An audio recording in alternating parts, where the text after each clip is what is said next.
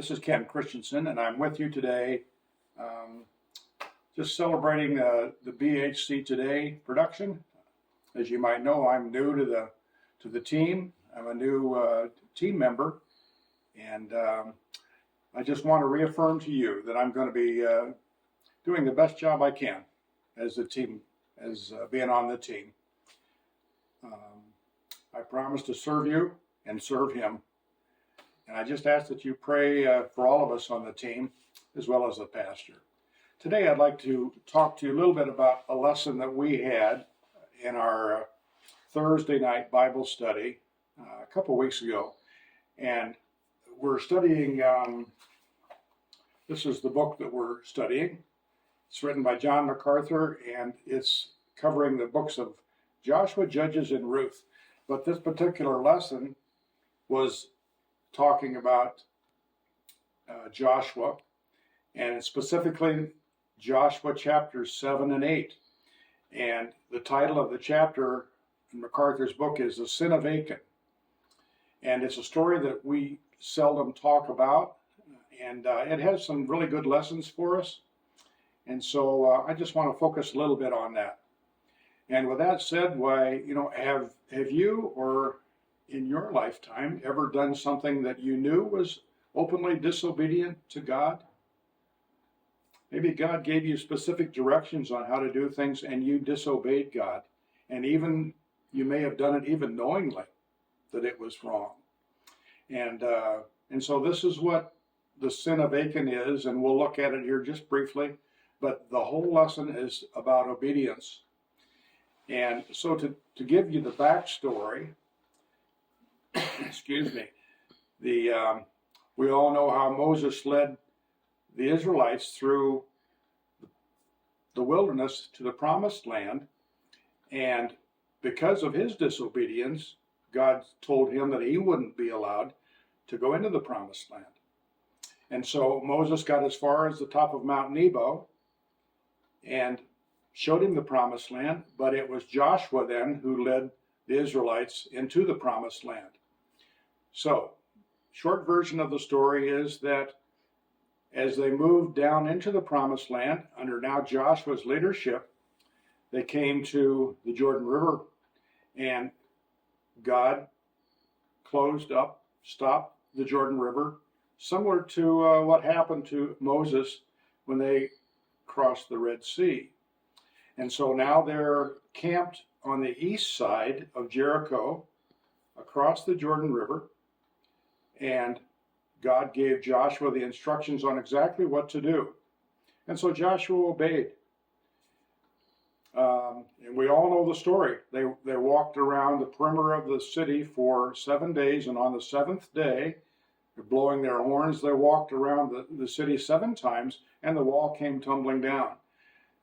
And the instructions that God gave Joshua were that you should destroy everything in the city, everything that was alive, with the exception of the one lady who helped them out. And her life was saved, as well as her family's. But they were to take nothing.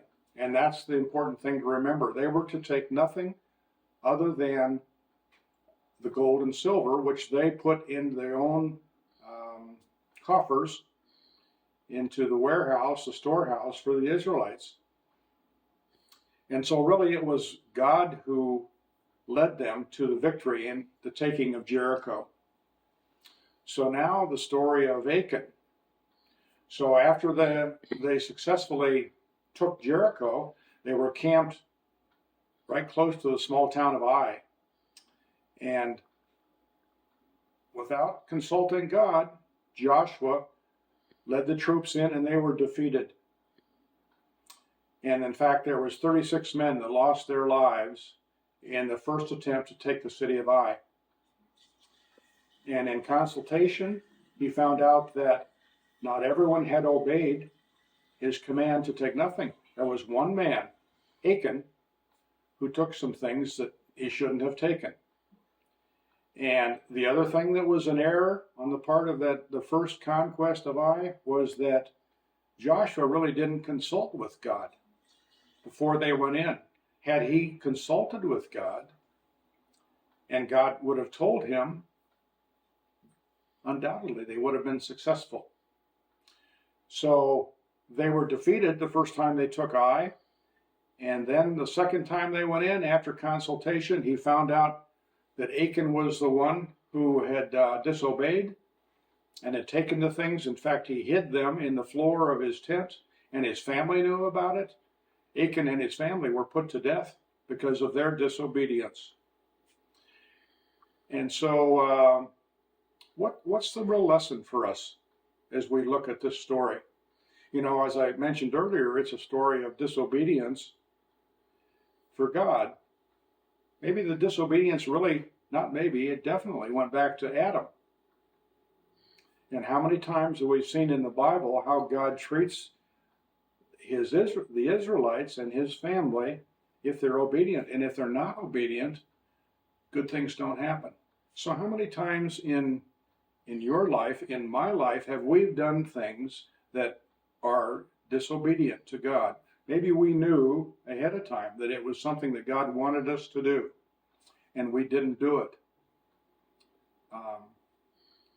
You know, and as we look at this whole story, we see that God means business.